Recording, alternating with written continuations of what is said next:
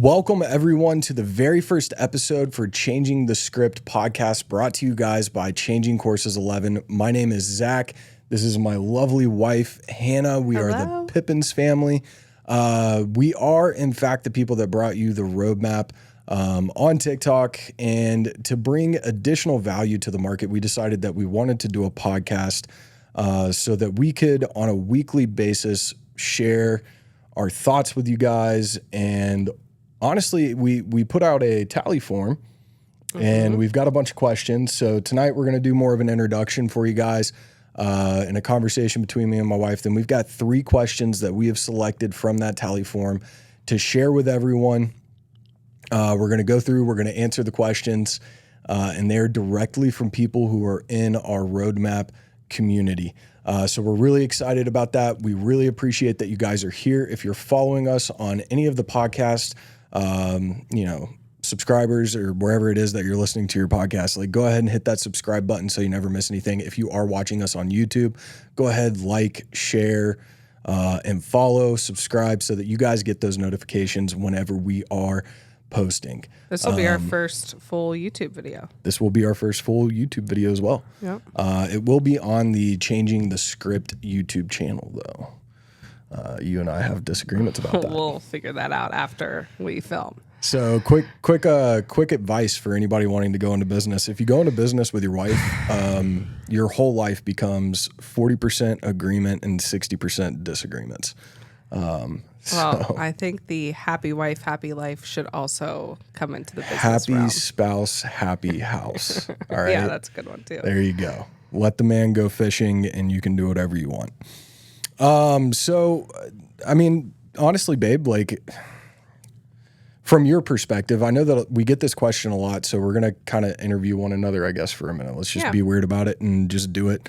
But from your perspective, what is it that really drove you whenever we started coming up with this idea? What was your end goal? What did you have in mind whenever we first started coming up with Changing Courses 11 and the roadmap?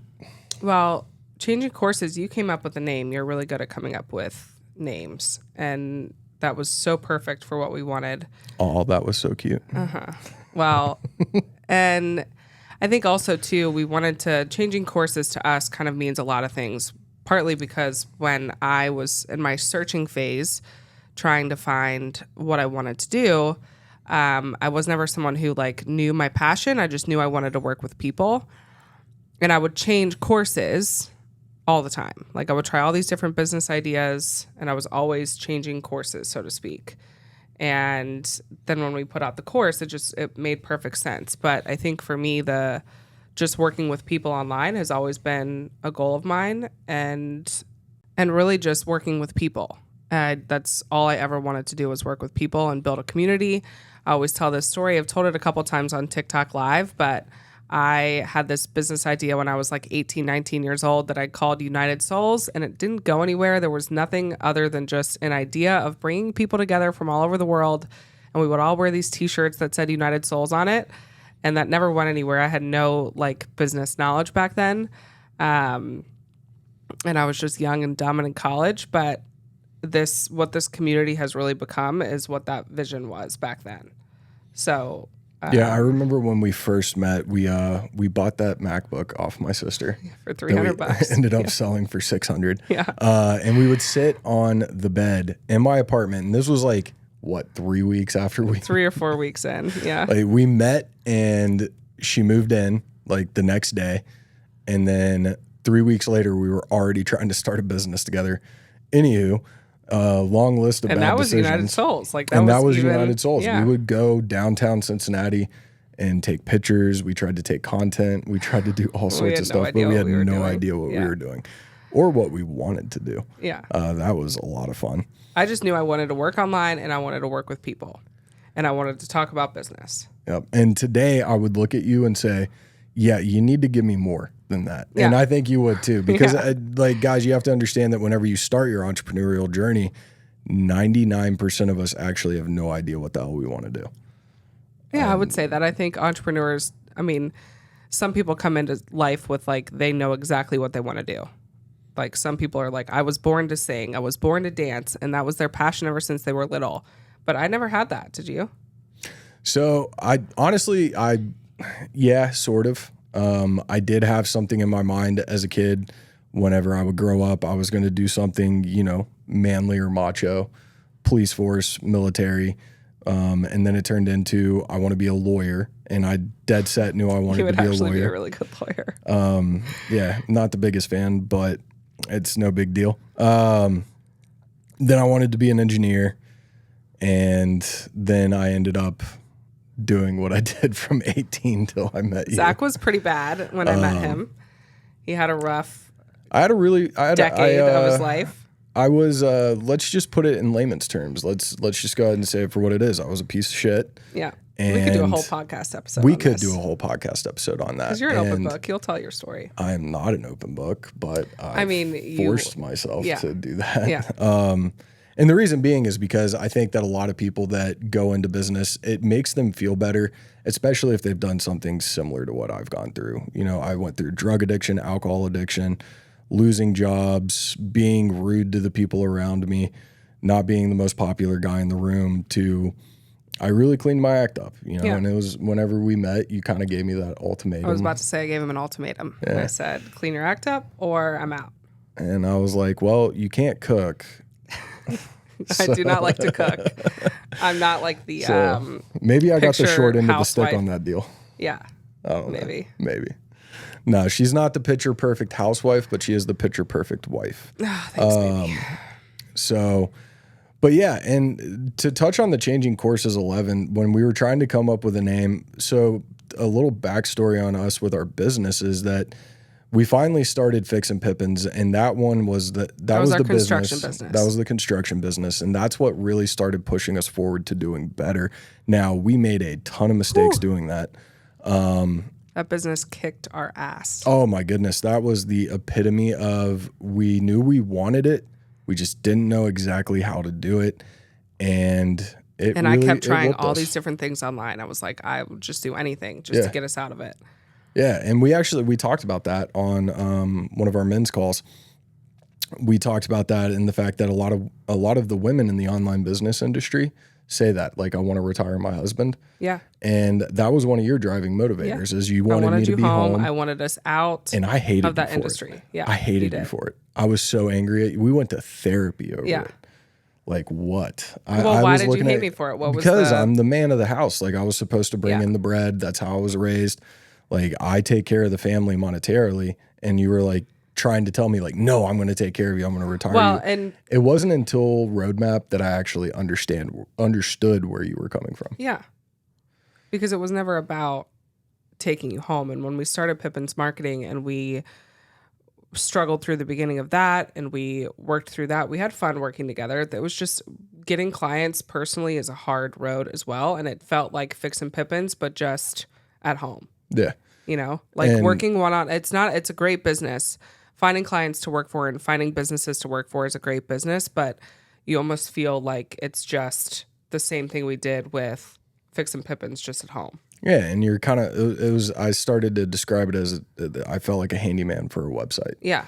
Right. And I will say this much. Not everybody is as lucky as we are. We do get along more than we don't get along with business. Yeah. And both have our strengths and weaknesses that are the opposite. So I think that helps. That really balances it out. Yeah. But you don't listen.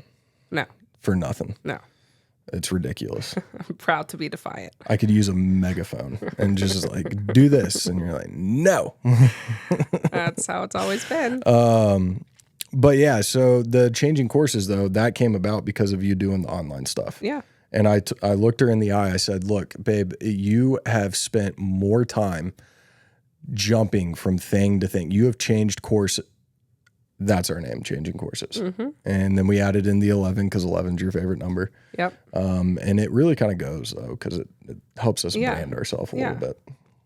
And I've wanted for so long, like I said, to have the not just the time freedom. Cause like, I don't even consider us right now having time freedom because we're just constantly working and talking about business. We always tell each other, like, I don't know what else we would talk about at this point besides our kids and business. We don't talk about anything else. I genuinely hate it when people are like, it's the time freedom, it's the passive income. It's like nothing is free about this and nothing is passive. Yeah. Right? Because, all right, first off, passive income only becomes truly passive when you can buy an annuity for $5 million and make $4,000 or have a business and you outsource it all. But if we're going to put in any kind of work, it's far away. I don't look at anything we do as passive, and I don't want it to be passive because I love it so much. Yeah. Even when it's hard and even when it pisses me off, this is everything I've ever dreamed of. No, yeah, we thoroughly enjoy getting to do this kind of stuff. But my point that I'm trying to make is that I think that's one of the negative stigmas that online business has gotten over the last few years, because digital entrepreneurialism, I think, is the future. I mean, obviously, we still need plumbers. We still need electricians. We still need construction workers. We still need lawyers. And those are great businesses to go into. I was listening to something the other day, and he was saying sometimes going into the boring business, when you're kind of in that searching phase, figuring out what business you want to start, don't go for what the hot and sexy is. Like, look at the boring businesses. Look at the laundromats. Look at the ATMs. Look at the plumbing businesses, because there's always going to be a need for those businesses. Absolutely. But the digital realm, and it's what people don't want to do. Yeah. Well, I mean, there are some people that do want to just genuinely be a plumber. Like, I mean, that guy that came out and worked with us, like, I mean, that dude is a good plumber. He's good at what he does and he loves it. You were a good plumber too, yeah? No. I don't have the title plumber. I never earned that title. I can do plumbing, but I'm not my favorite. My favorite was always carpentry. But the point I'm trying to make is that there's a lot of negative stigma around online business, and it's because people are trying to say that it's passive. But if you look at those people, they're on live for 8 hours a day. They make 3 or 4 posts a day. Yeah, they work. They work really, You say that all really the hard. time whenever you try to make your TikToks. You're like, God, short form video is hard. Oh, it's bullshit. Zach, for anyone listening, I sweated a gallon the first video I made. Zach is the writer. Zach is the back end guy. Zach is the email marketer. Long form content. Yeah. This is perfect for you. This is my because you are not concise. Yeah, surprisingly, I am concise. No, I just you do not do well with concise. I've been messaging. Concise this whole time. Yeah. Yes, but when I'm trying not to hurt your feelings, I have to not be concise. I'm better at concise content than you. That is true. We were actually talking about it on the men's call. I said, if you want advice on TikTok, like, call my wife, like, not me. I just like to try to get it in a certain amount of time. But you're very good at it. Paul even said, he was like, it's because Hannah talks faster than you. Yes. I was like, I'm from the South, man. I'm genuine. We do things slow. That's why we balance each other out, I guess. I guess so. But yeah, and just to wrap that up, though, the negative stigma of online business, it's a shame, because online business is probably, I think, going to be one of the most successful ventures for people in the future. And it's because look at all the things that you can offer in the online world. You can offer drop shipping. You can offer Amazon stuff. You can offer digital courses, education. You can offer ASMR. Yeah, so, seriously. Like, I you can watch literally these people pretend do to be an ASMR AI NPC on TikTok now. It's insane what people monetize. Yeah. People monetize just who they are. I didn't even realize what I was watching.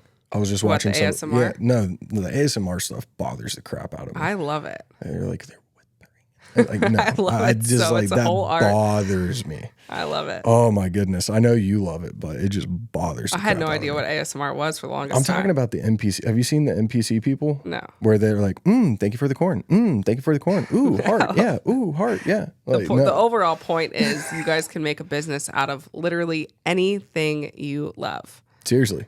Like, I mean, if you're into health and wellness, you can create a health and wellness program. If you're into finance, you can create a finance program. And what we had hoped all along is that the roadmap would be a launch pad for people into whatever business they really love. And ultimately, I think it's going to get there. Yeah. I really do. Especially with some of the things that we're trying to instill and implement there, and, grow and evolve with the, requests that we're getting from the community there. Yeah. But online business is such a great opportunity for people, not just because of that, but because it's also low cost investment. Yep. It's a little bit more low risk. Yep. And what I mean by that is there's still risk, but it's like if you only put, let's say, $1,000 into a business and you had $1,000 that you could spare for that and it ultimately fails, that's not as bad as you opened up a brick and mortar store with $30,000 worth of product. Yeah. And now you lost your house and different things like that. Well, I was talking about this in our passion building module for anyone that's in the roadmap and have been through the course. I kind of go through some figures of how much it costs to start a business. And I think when we were under the impression when we started Fixin' Pippins, like, oh, we have to have a lot of money. It takes money to make money. And that drove us into a massive amount of debt. And and we were constantly borrowing from Scott to pay Peter to pay Paul. Yeah, it was awful. Like, it was ridiculous. And it's the opportunities online allow you to do it with $0 sometimes. Yeah. I mean, you can literally get started with a YouTube channel with just your phone. Yeah. And everybody has a phone. You can start doing drop shipping with an iPad. So that's not entirely expensive. You can get the cheapest one. So it's a relatively low cost getting started. And I think that's why it's so attractive. Yeah. Well, I think there's something to be said about failing too. Because like we would have never been able to build the roadmap or sit here right now if we didn't fail in Fixin' Pippins first, and I didn't fail in all the things that I tried and gain experience and knowledge from all of that. Yeah, so absolutely. I think people are so afraid to fail or hear the word no when it's like that's exactly what you should be chasing. Like chase the failures, chase the no's, chase all of the Kevin experiences. O'Leary that says he won't even invest in you if you haven't failed. Yeah, there's a lot of bigwigs that will tell you like I don't even want to touch your business if you haven't failed 10 times before. Yeah, maybe not 10 times. Whatever the number is. The point is I think so many people get scared of failure when it's like that's exactly what you need. You need to fail in order to find the right way. I know it's not your favorite show, but I love that show, The Vikings. And when Bjorn Ironside is talking to his brothers, Upa. Hey, you know what? TV. I have good taste in television. My wife, not so much. I am a reality TV junkie. It's like my guilty pleasure. Yeah. Like, we almost got divorced over Star Wars. Did you just turn Star Wars on? I hate Star Wars. I hate all that stuff. But Bjorn Ironside there's a scene where he's talking to his brothers, Upa and, Ivar. And he says, but how many times have you failed? Because in failure is how we learn to do better the next time. Like, it's not a direct quote, so don't like jump on me for that. But the point still remains is that most of our most powerful leaders in the world throughout all of history will talk about how failure taught them the lessons they needed to know to succeed. Yeah. Right? Because if you look at it this way, if you fail, you at least know what not to do. You might still not know what to do, but like going left was worse than going right. Yeah. Or I should have zigged instead of zag. Yeah. So I think a lot of people are afraid of failure, and they shouldn't be afraid of failure because that is going to ultimately benefit you in the end. Yep. So now, as far as the remainder of this conversation, I think that I think people would love to know a little bit more about us. So we'll give that, and then we'll dive into the questions. What do you think? Yeah, I think that will be helpful because I think we get a lot of hate right now, a lot of love and support. And gosh, that's probably what keeps us going most days, but might be beneficial to just show that we're just. Hate. I love it whenever somebody says something stupid. Come on with it. Come on. But we get a lot of hate too. So maybe it's nice to just share a little bit. You can ask a lot of people how I do whenever you piss me off. Like I will stand my ground. I will stand my ground. That's crazy. I try to do it in the most respectful way, but it just depends on who you are. But what do we want to talk about? What about us that we want to talk about? Well, so I mean, obviously, I'm from the South. I was born in Little Rock, Arkansas, but pretty much immediately moved away down to Louisiana, Alabama, Texas. I was raised Southern. Traveled the states a lot. How many states have I been in? Pretty much all of them, except for the West Coast. And we'll tell them why, because people asked me this the other day about where you grew up. And there's a lot of people from Louisiana that were messaging me. So my dad was a project manager, and he would go from job site to job site and help get it back to where it needed to be. My dad's just a very meticulous guy. and he really excelled at what he did. So we would take that as an opportunity as a homeschool family to be able to go out and travel the United States. By the time I was 12, I'd probably seen over 50% of the United States. So that's pretty cool. Like, not too many people can say that. Yeah, but what I hate is now you don't want to travel with me. Not at all. He just wants to stay home and stay in one place. And I'm like, I want to go everywhere. I've been everywhere, man. I'm the Johnny Cash song. So I grew up. I don't want to go that many places. I grew up in Cincinnati, Ohio, and just a suburb of Cincinnati. Stayed in the same place my whole life, but love it. I love my hometown. My whole family's there. I'm the youngest of 5 kids. Super tight-knit family. A majority of my siblings are all within 10 minutes of each other, except for my one sister. So we're the only ones that are far away. Somewhat far away. I say far away. You say 5 hours is not far. It's not that bad. But I've done 22 hours. Like 5 hours is not that bad. Yeah, Zach. Yeah. But yeah, I mean, that's where I grew up. What else? Oh, I mean, so like I went to public school after I got done with homeschooling to be able to play basketball. I was not like the popular kid in high school. And honestly, I was the kid that came from homeschooling, and you could just look at it and be like, dude, you act like you came from homeschooling. Yeah, because you're weird. But like my only experience with school until I went to school was Saved by the Bell. So like, I didn't know what to do. When I met Zach, I was like, this guy is weird.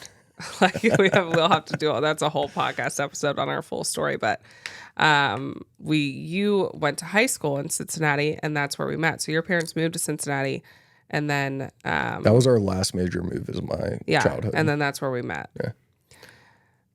Yeah, that's a fun story. We'll do that one another time. We've told that story on TikTok a couple times. Yeah, we have told that story a couple of times. I mean, it's pretty easy to do. We met at the bar.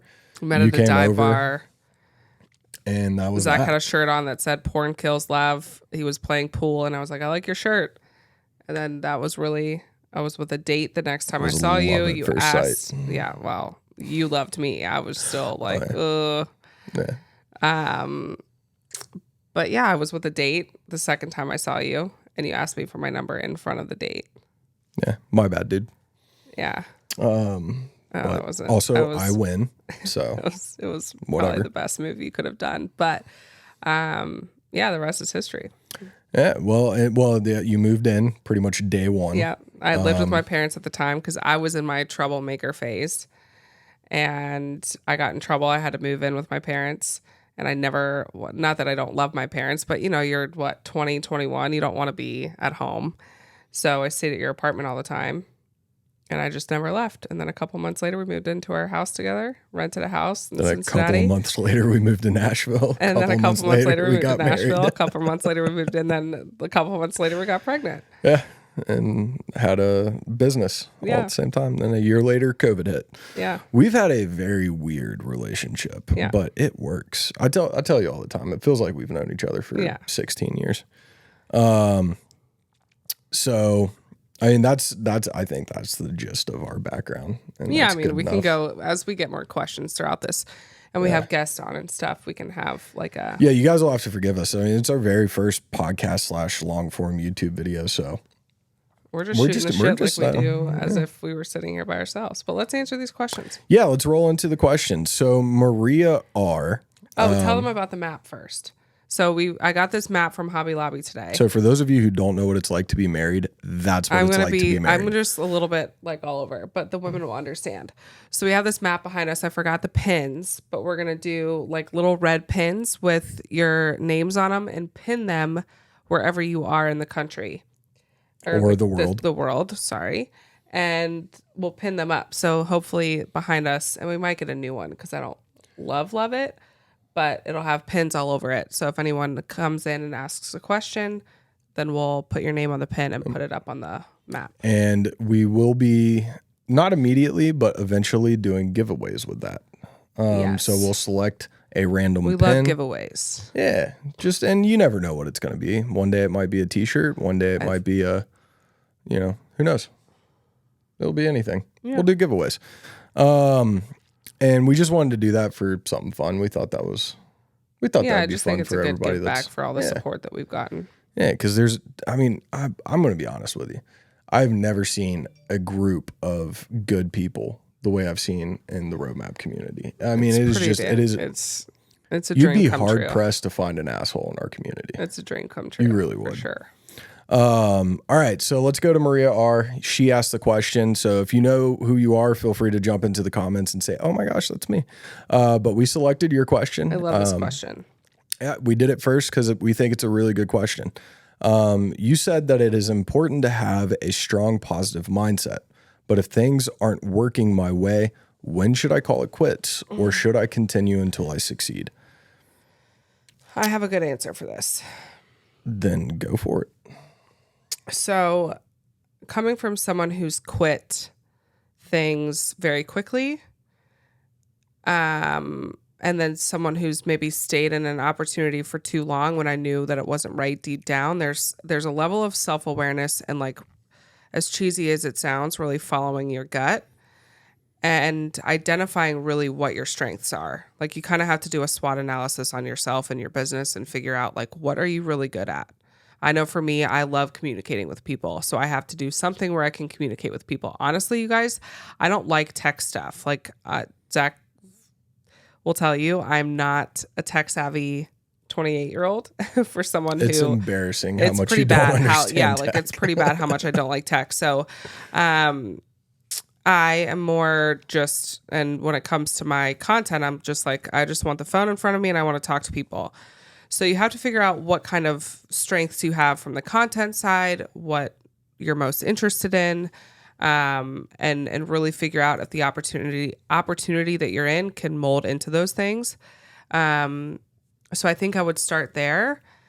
I think also too, a lot of the reason as to why I quit things so quickly is because, and I would go into things just for the money because we needed money at the time. And this is why I'm so passionate about leading with the opposite at this point. And it's a big driver behind the roadmap and this whole opportunity that we put out, because I failed so many times because I went in with just the sole intention to make money.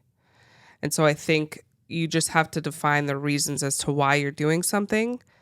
And what's so cool about the roadmap, just to speak to that, because I know a lot of our listeners will be a part of the community, is you guys, I have a post on this about selling the roadmap as a secondary structure to what you really love, and using the roadmap as just a support to get you there, and be a part of a community of almost 13,000 people now that you guys can bounce ideas off of and be a part of the calls every week and have other people help. It was just someone earlier today said, does someone know how to build a Shopify store? And I came in and I tagged Enid and Caroline because they know how to build Shopify stores.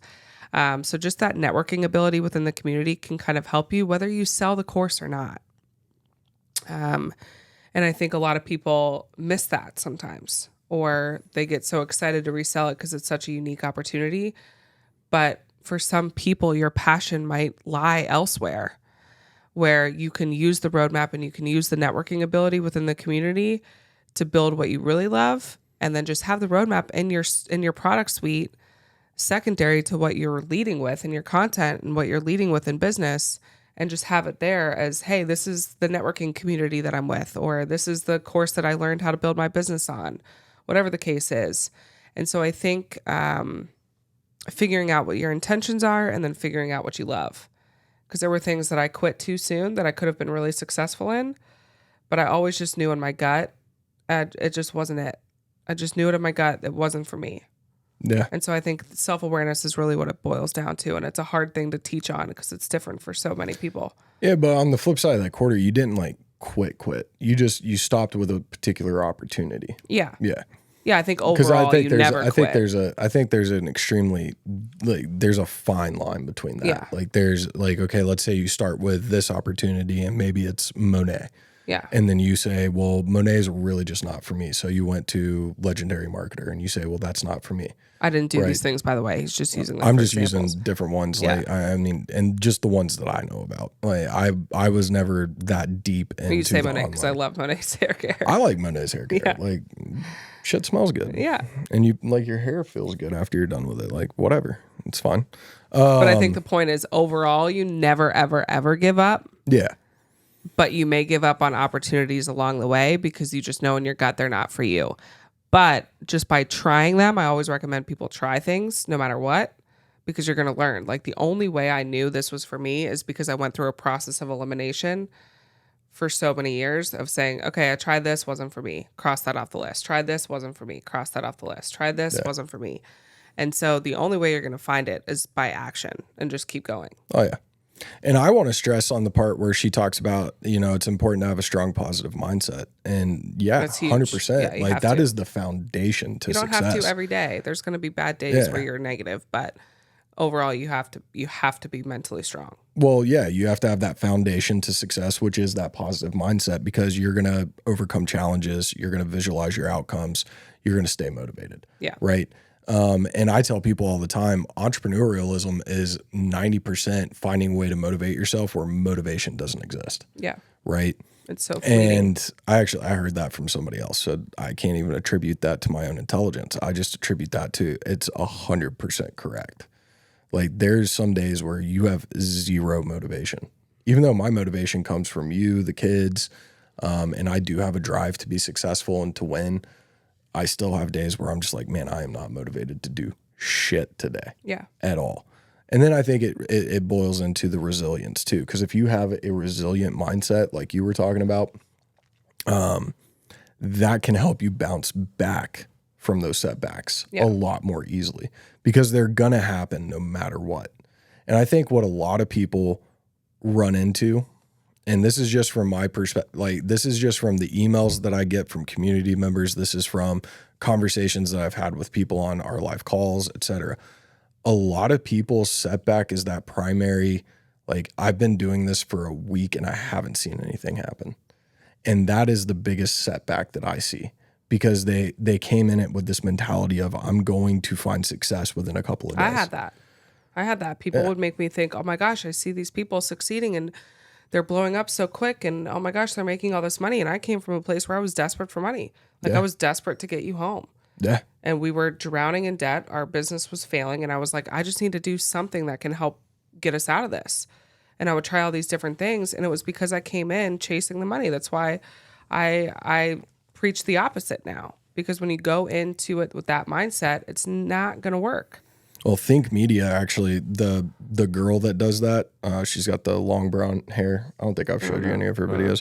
I really like their videos. They actually, watching their videos helped me get this podcast set up. So thank you. Good job, Think baby. Media. If you guys are watching this video by any chance, any tips or pointers would be appreciated. I do love your guys' content, but she talks about it from the perspective of, how can you serve your customer? Yep. Right. And it all comes down to that. Yeah. And if you can figure out how to serve, and I can't remember who said it, you might be able to remember who said it, but if you can serve 1 million people for just $1, you're a millionaire. Yeah. I think you might have been the first person to say it. So, and that's so true. Like, it's all about service. And serving people is far more, I think, makes a bigger impact on yourself too. Like, you feel better. I will always...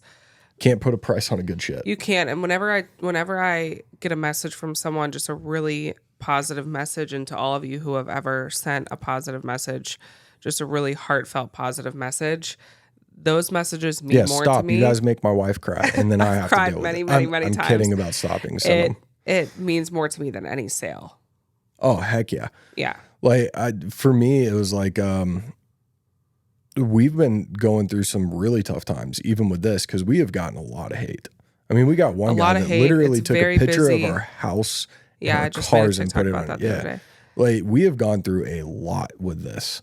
We don't even scratch the surface of sharing what we go through on the back end. I mean, it's nobody's business but our own, but it's like, and those people, you know what? You can kiss my backside, but it's been a lot. Yeah. I mean, and it's stuff that a lot of people, I don't think, I wouldn't wish it on my worst enemy. Yeah, I wouldn't wish it on my worst enemy. But those positive messages have come through. You guys have, and I'm talking about random. Like, we're not talking to anybody about our issues. We're not talking to anybody about what's going on. And people have said, I don't know why I needed to do this, but I just wanted to send you a text and say, I'm thinking about you. I'm praying for you.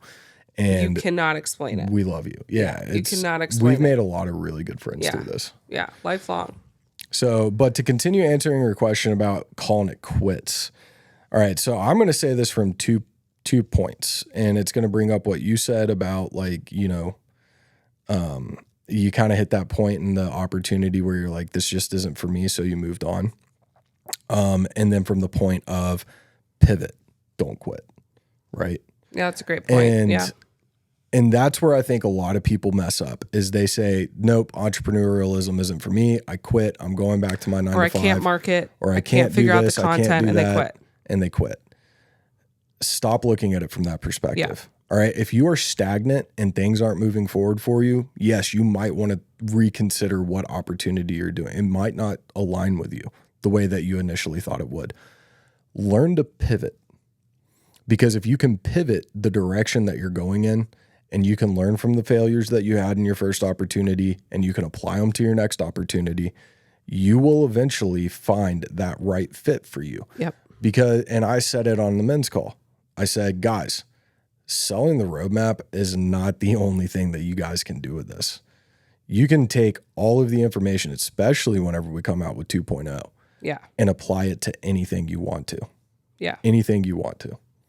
And that is where I think a lot of people are kind of running into problems right now is they don't look at it from that perspective. But also they're coming at it from this, like, if I don't succeed at this, I have to quit. Like, don't take quit out of the equation. You are an entrepreneur now. Yeah. Quit should never be in your vocabulary. Ever. And don't pigeonhole yourself into the digital marketing niche or the make money online niche. You guys, there are people in this community that will support you no matter what business you do. I was just speaking to someone the other day and she took a break and she wants to come back and start her calligraphy business. And she was like, I think I have to start over on a new account. I'm like, no, you've built such a great foundation from the roadmap. You have such great friends in the community. Build it on your current platform because you're going to have people support you. This whole, like, people just feel so pigeonholed. Even if that's a word, I don't know. But you get my point. You don't have to force yourself into a hole that's not meant for you. Yep. And so self-awareness is key. Oh, yeah. And also, don't forget, like, some of you guys might just be late bloomers. All right? Yeah, it took me like a year and a half to make $100 online. Yeah. Like, the first time my wife made money online, it was almost as exciting whenever I found out I was having a daughter.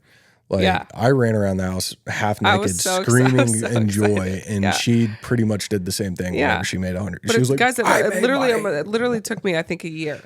It took you a year longer and a half. than that. Like a lot longer. It took me a long time and a lot of different opportunities to even just make $100. Yeah, the people that wake up and just start shitting excellence, they've figured something out that they have not shared with the world. All right. Yeah. So you have to remember that. Anybody who you see online that just is perfect in everything that they do, they either are lying to you or they just woke up naturally good at it.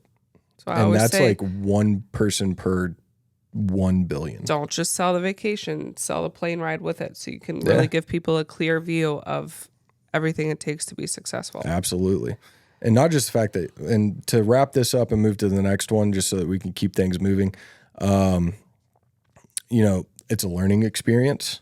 So don't quit. Look at everything as a learning experience. Yep. And then also, it helps to build your grit and determination, right? You gotta get the grit. You gotta have grit as an entrepreneur. Yeah. You are gonna get hate. I say it all the time. Somebody is always around the corner with an axe, ready to swing at your ankles. Take it as a badge of honor. And it can be family. It could be friends. It could be some random guy that's eating Cheetos in his mom's basement. You don't know who it's going to be, but somebody is always there ready to swing because they don't like it whenever you're successful and they're not. And you have to have that grit. And that grit turns into determination. And not a determination to prove others wrong, but a determination to prove to yourself that you have what it takes to be successful. Well, we also have to change the conversation around hate too, because Randy sent a video, a gentleman in our community, and he shared a TikTok from Alex Hormozy, and he said hate is really like the sign that you're doing something right. It's the hallmark of you being on the right path. And so I think we also have to change the conversation around what hate is. And when you start getting it or you start seeing it, it's like, I'm on the right path. I'm going the right direction. That's why I said y'all do what you want to. Don't bother me one bit. Yeah. I mean, shoot, when you bring it to me, 9 times out of 10, I go, I don't care.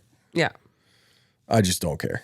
We never see it. Heck, there was one guy that was talking crap about us, and I made a video that literally said, this one guy, I don't even know what he does. I don't even know if I just said his name right. I don't even remember his name right now. That is how inconsequential your hate is to me. Yeah. I do not go home. I do not concentrate on it. Why? Because I got a podcast I want to do. I'm doing it right now. I've got the roadmap 2.0 that I want to work on. Yeah. I don't have time to give a shit about your opinion. Yeah. So anyways, that grit and determination is a great thing. So just keep that in mind, Maria. A strong positive mindset is going to be extremely pivotal for you. I did write down notes so I could remember what I wanted to say. But it is equally important to approach all of the challenges that you're going to face with a sense of realism and flexibility. All right. So knowing when to persist and when to pivot and when to pause is key to long-term success and well-being. So I hope that if you're listening to this, you get to hear that and you get to understand that, one, I don't want to see you quit, because don't. And two, understand that not everything is for everyone, and you may have just not found exactly what it is that you're supposed to be doing. But if you keep pushing and you keep trying, you will get there. Yeah. Take me, for example. At my lowest of low points, I was ready to end it all and very close to doing it. All right. And that is just the truth. Twice. But I stuck through. And it's this one right here and my 2 beautiful children that kept me going. I'm not that selfish of a human being. And I kept going. And because of that, finally, me and you hit what we were meant to do. Yeah. And now we're doing it. Yeah. And we love every minute of it. So you might be at your lowest point. You might be ready to quit, but don't. Because the light's always at the end of the tunnel. And life can change really, really, really fast. Harvey Dent. The night is darkest before the dawn. Yep. I did a TikTok on that one. Do you know who Harvey Dent is? The clown video or the clown movie. Dark Knight. I'm going to give you. Dark Knight. I'm going to give you. He's not the Dark Knight. Harvey Dent is the lawyer that becomes Two-Face because of an accident. But I said it from the right movie. But it's from the movie with the Joker. But I'll give it to you. All right. I'm going to give it to you. Next question. That was good. Thanks, You want to baby. watch Batman tonight? No. All right. All right. So Nelson asked a really good question as well. And I'll let you read this one. How do you maintain so many relationships online and use them genuinely to grow and learn and find success? All right. You Great took the first question. one. So you want to go let me ahead. take this one Yeah. and then you can wrap them up. Yeah. So the benefits of building relationships online and is going to outweigh some of the benefits of building relationships in person. And the reason being is because you can reach so many more people online. But I think that a lot of people, and I actually just had this conversation, a lot of people look at it from especially men, because for me, this is better relationship building than doing a TikTok video. Yeah. But if you can learn how to talk to your target audience and you can learn how to talk to the people who are interested in listening to what you have to say, I know I did that already too. Gonna have to get used to our movements over here, babe. But if you can get used to doing that and put your information out there, one, you have no idea what you have to say and how impactful it can be, right?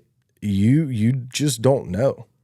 And if you put that out there, you could help somebody either be successful, maybe get through a dark time, etc.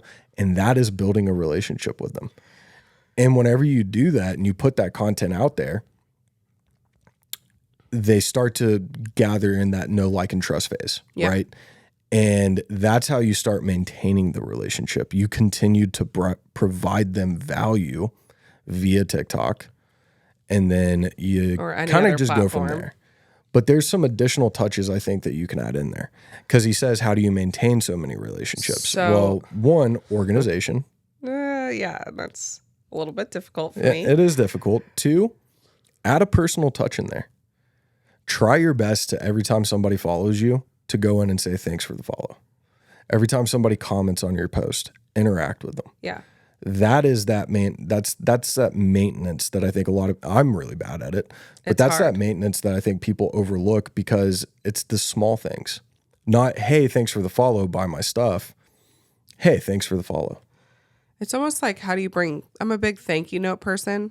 I mean, I have thank you tattooed on my wrist. I'm a big thank you note person still. Zach Every makes time fun of me somebody because he's said, like, they'll give why do me, we always have to send thank you notes? It's like, because you just do. well, not even just that. Like somebody will hand me something and I'll go, hey, thanks. And you sit there with your tattoo and you point at it until I say thank you 13 times. But I think that so I'll be honest, it's extremely difficult for me to maintain. So I'm trying to come up with the best piece of, advice, so to speak, on how to maintain, because it can get really difficult and you have to always put yourself first. And that's something I struggle to just find balance in, of like being a mom and running the business and making sure that I attend to everyone that has questions. I hate leaving people on red. So it's difficult to maintain. I'm all stuffed up because of my cold, but, I think there's different crevices in the online world where you can really start to build those relationships, and whatever kind of organization on the back end that works for you, whether it's writing them down or coming up with an Excel sheet, having your email marketing and getting really creative with your email marketing and sending out different emails, thanking people, whatever it is, like Zach said, going into the comment section, figuring out, just show people attention, show people love, and those relationships naturally build. And do it with the best intentions. I always say, go into the relationship. Authentic. Yeah. Go into the relationship wanting to just have the relationship, because I promise you guys, the most valuable part of the roadmap is the community. And it's because of the networking. It's because of the networking. It's all in who you know. All right, guys. So we're back after a brief camera overheating. Yeah, the camera overheated. We went as nice as we could with the camera. So it overheated. We're jumping back in. My wife left off where she was talking about the networking portion of our community. So there might be a little disconnect there. So babe, if you want to continue your thoughts on the networking portion. I was just saying that I think the biggest thing people just, a lot of people realize this, but the biggest thing that the roadmap has to offer, the most valuable part is the networking piece of the community. And whether you connect with them inside the community on the meetups or on TikTok or on Instagram or on Facebook, wherever it is, and you reach out to these people, there have been such great friendships made and collaborations done, even in business or even just as a shoulder to lean on, that or advice given. There's so many smart, knowledgeable, successful people in this community that people can tap into. And so I think maintaining friendships that way within and connections within the community is really beneficial, and just really diving deep into that aspect. Yeah, and you could come out having a completely different business idea because of it. Yeah. And I tell people, don't just focus on relationships with your customers, focus on relationships with other business owners too. Because for me, it's quality over quantity when it comes to relationships. Oh yeah, 100%. I would rather have a good relationship with 2,000 people than 20,000 people. Yeah. Because a good relationship as a business owner with 2,000 customers can support your business. Yeah. Especially, let's say you have a subscription at 2,000 members and you stay at about 2,000 because you have a really good relationship with them. At $20 a month, you've got a livable income. Yeah. All right. And then, of course, being authentic.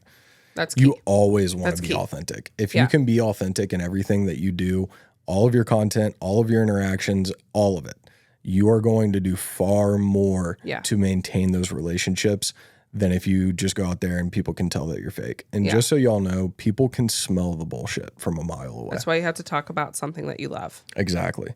Yeah. Then finally, we have one more question from Taylor H. I need help really branding who I am, who I want my audience to be, and who I want to service. Love this. Yeah, that's a really great question. I think this starts with some personal reflection, some introspection, as it were. Self-awareness is key, like I always say, but also everyone always asks about your kind of buyer persona, your target audience. And it's not always this way, but I like to put it this way because this is true for me and so many other people. It's always, doesn't always have to be, but it's your previous self. So when I talk to people in my content, I'm talking to Hannah 5 years ago, 4 years ago, and trying to help my old self out of the position that I was in back then, because I know exactly what I did to get out of it. So I know how to show people exactly what I did to get out of it. And so think about anything that you've overcome. Think about problems that you've had that you've overcome. It doesn't have to be business. And if it's not business, then don't make it business, right? If you haven't been successful with something, then don't make it about that. Yeah, you make it about your core values. Yeah. What values make you? What passions make you? What strengths make you? Because you're an online business owner.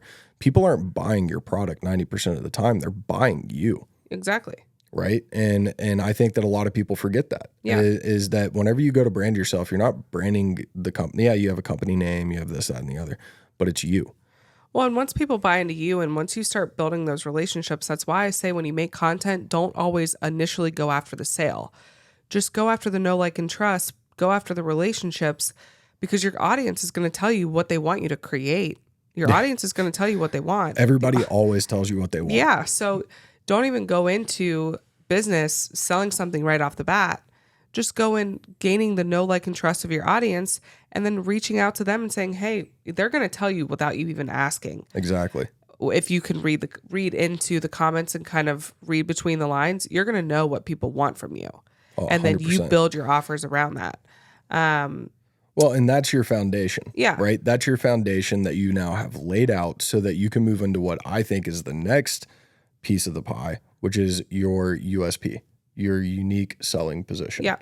What makes you distinctive in the market to stand out as the better option? Yeah. And now that one can be a little bit more difficult, I think, personally. Very. Because it takes a lot of research. Yeah. You have to do competitive analysis. You have to really dive deep into what other people are doing in the exact same niche and how they're interacting with their customers and their potential customers, because you have to stand out. Yeah. It's like putting a new pizza on the frozen pizza aisle. Yeah. There's so many frozen pizzas. How do you stand out as a frozen pizza? Yeah. So what's unique about your frozen pizza that is different than the 100 other ones? And then how do you communicate that, right? The communication piece is so hard, and being able to communicate concisely and consistently is difficult. Yes. But it's a craft that if you can master, it will take you years to master. I'm still mastering it. You're still mastering it. I wouldn't even put me in the category of I'm still a Padawan. Yeah, like it takes years. Do you know what a Padawan is? No. Okay. What is it?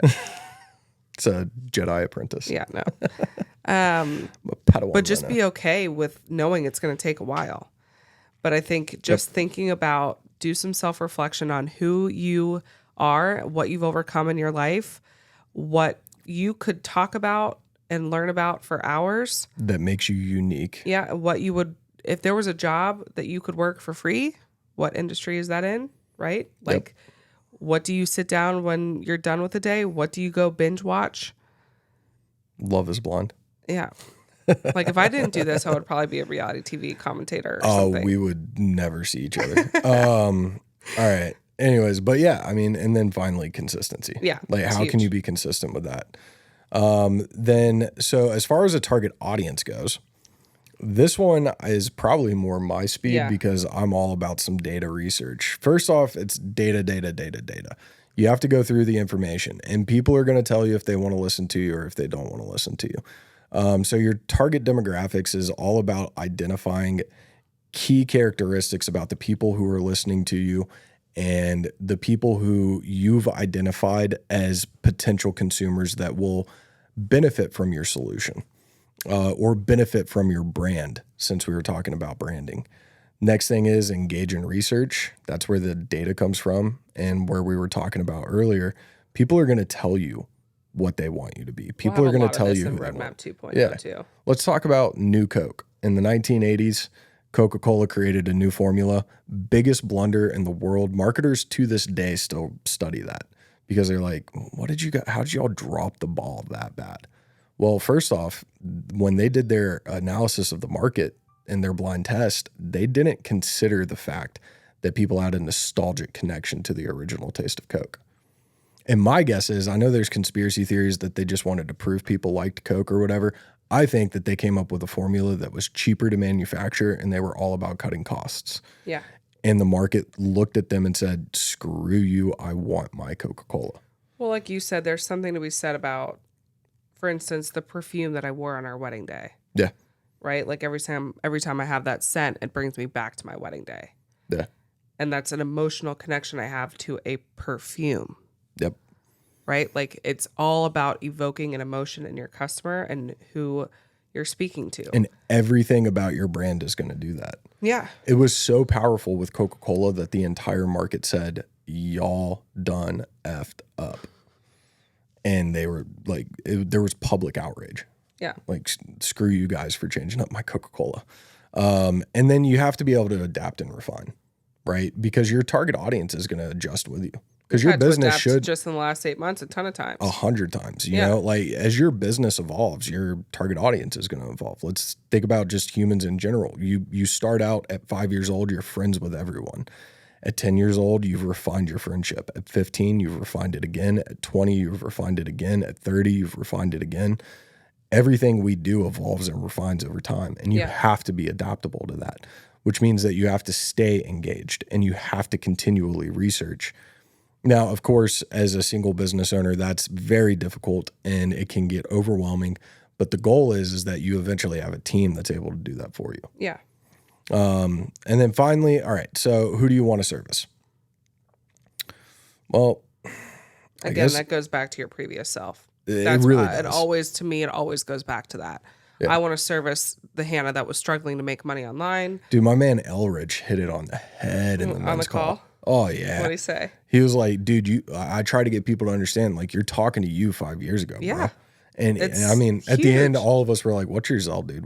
I feel like we owe you money for everything you just said. But it was friggin' hilarious. He's Pastor You guys can watch it. It's the recording in the last recording. It is it is recorded in the community. So for those community members curious, it is a men's call. I don't know if the women are going to be like, no offense. We did have a lady. She popped in tonight, good. and we just didn't kick her out. So she hung out with us. The only reason we have men's calls is because they're the minority. They are currently 6% of the community, and so we wanted to give them some love and attention, so that we could better figure out like how can we reach more men to take that opportunity for online business. Anyways, moving forward, figuring out who you want to service boils down to who were you 5 years ago.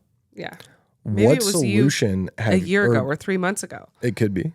And it also includes what problem have you identified in the market? Yeah.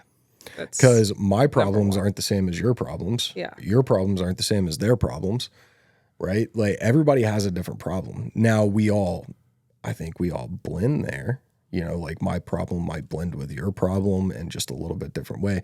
So once you figure out what problem it is that you're trying to solve for, that helps you identify who you want to service as well. Yeah.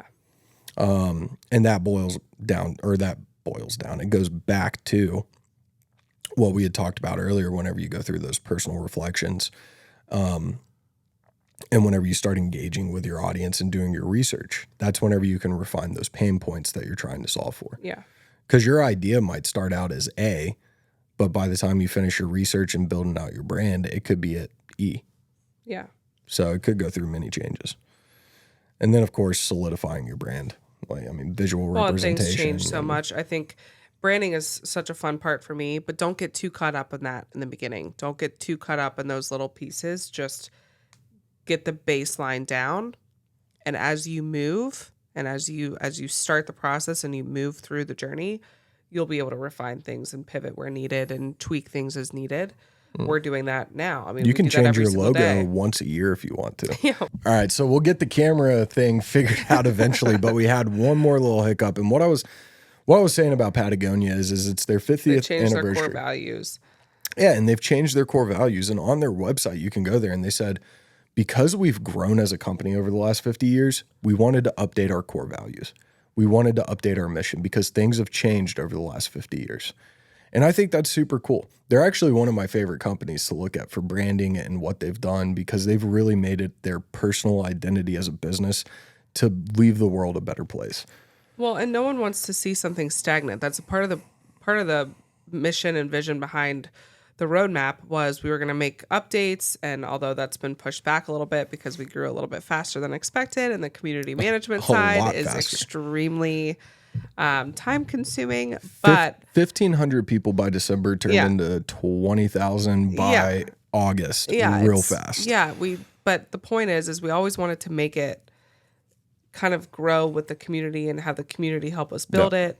And so it's where it sits today is nowhere near where it's going to sit in the next month, let alone the next couple of years. Oh, yeah. And so everything's going to evolve around this opportunity and our brand. And that's the fun part because people want to see something grow and want to be a part of a movement. And so when you create a brand and just keep it the same forever, it's like you want to change. You want to keep the baseline the same and the mission the same. The mission never changes, but the growth behind it all is what people, I think, want to be a part of. Absolutely. And not even to mention, like, I mean, for me, come hell or high water, I will accomplish my mission. And that is to change online business for the better. Yeah. Because there's a negative stigma around it. You've got all these, especially marketing. Yeah. And especially with, multi-level marketing, affiliate marketing. There's been a direct sales of any kind. There's a massive negative stigma around it.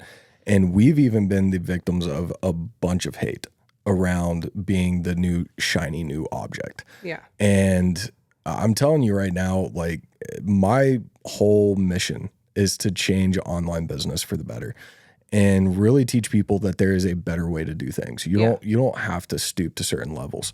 But to finish up your question, Taylor, branding who you are, it's going to take some time, but you really just have to ask yourself the tough questions. All right. And once you get those questions answered, the ones that we've gone over, I think you'll do just fine. And I want to say one more thing about it. And again, I wrote it down so I could remember. Zach's a notes person. I'm an off the top of my head person. Notes keep you organized. Yeah. Anyways, so branding is an evolving process of self-discovery, market research, and authentic engagement. And as you understand yourself and your desired audience better, you can create a powerful brand that resonates and effectively serves your target market. You guys will hear me say it all the time. Data, data, data.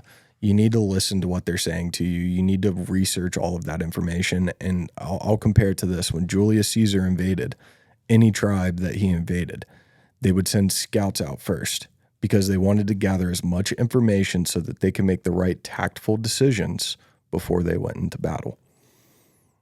And that's because the more tactful decisions you can make based off of good information, the more effective your battle plan was. Now, obviously, we're not all going into battle as Julius Caesar and trying to take over the Germanic tribes.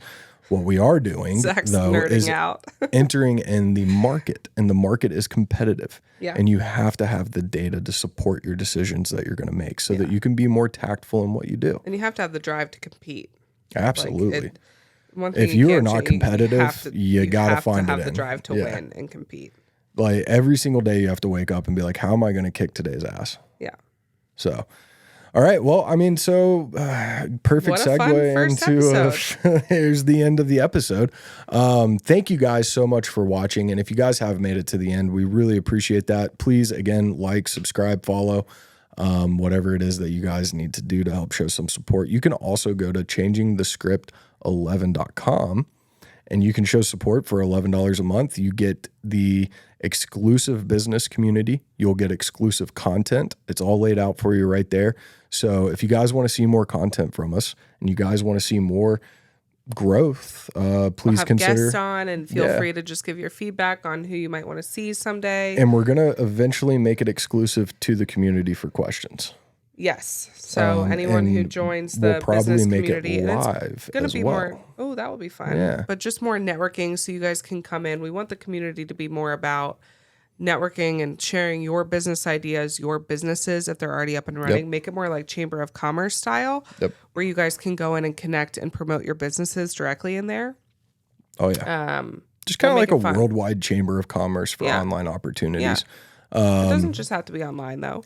No, it doesn't have to be online, but we focus on online business here. We have like local photographers. But yeah, if you're a local photographer and you have, corporate skills, or maybe you're a computer junkie and you know how to do coding, there's a ton of different things that you can offer.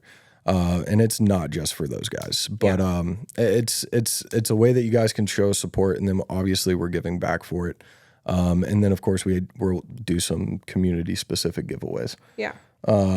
So if you guys can show some support that way, we would truly appreciate it. But obviously, come on, listen. That's what we care about, is being able to get this information out there. And with that said, I guess we'll see you on the next episode. Yeah. Unless you have anything more important. I love you guys. Oh, I love you guys too. Okay. Is that it? Is that it? Are we done? I think so. All right.